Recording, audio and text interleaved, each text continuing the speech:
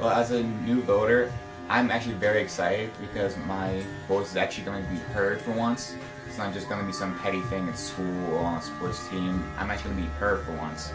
And looking at this election, I mean, I'm optimistic about what the future holds, but then again, I know that it's going to be tough because the political process is very, very slow. Very slow. And I just really, really hope that whoever gets elected, whether it be Romney, Obama, Stein from the Green Party, or one of the others from the third party, is actually going to look at all the issues, foreign policy, what's happening in the Middle East, let's hope happening at home with Hurricane Sandy, what's happening with all the different kinds of things that's happening even in our own hemisphere. We have the Monroe Doctrine, our spheres of influence. We have to protect and watch everything that's happening in the Americas.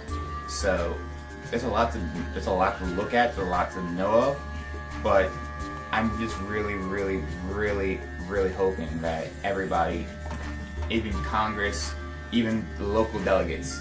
I know a political man named Quinn Johnson. He's going for the House of Representatives. He believes he's a Democrat. He was my soccer coach for 5 or so years. I know him. He's a very nice guy, and he's a very intelligent man. And I just really, really, really hope that people like him, people like President Obama, Governor Romney, are looking at all the issues and working together to benefit everybody, not just our country, but the whole world, because everything plays off of each other. What happened in World War II, the Great Depression, was caused because Germany hyperinflated their economy. Because Germany hyperinflated their economy, the entire world literally just fell like a domino effect. So, I have actually an AP teacher, Mr. Prescott. I talk to him a lot. He's very knowledgeable when it comes to this kind of thing. So I basically talk to him, and after I talk to him, I actually go home and watch Fox News, CNN, even BBC, American news. So I get all the information that I can. And then once I have all of that, I would even go online and look. If it's really, really that strenuous, I really don't believe, because I take everything with a grain of salt. I don't believe everything I hear for the first time. To me, voting with my soul is, I'm gonna piggyback on what Pete said, is it's not just voting with your head.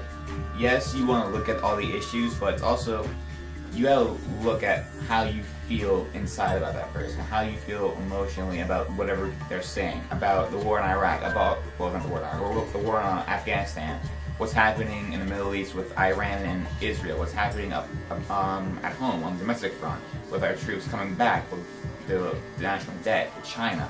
You gotta take all that into account, because that can lean you one way or the other.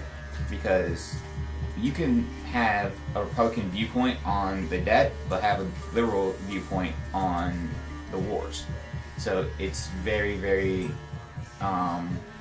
swaying back and forth, swing in the wind of politics. That young man sounds very intelligent, way more informed than us old heads. Yes. And he's just ready to break into what's going on.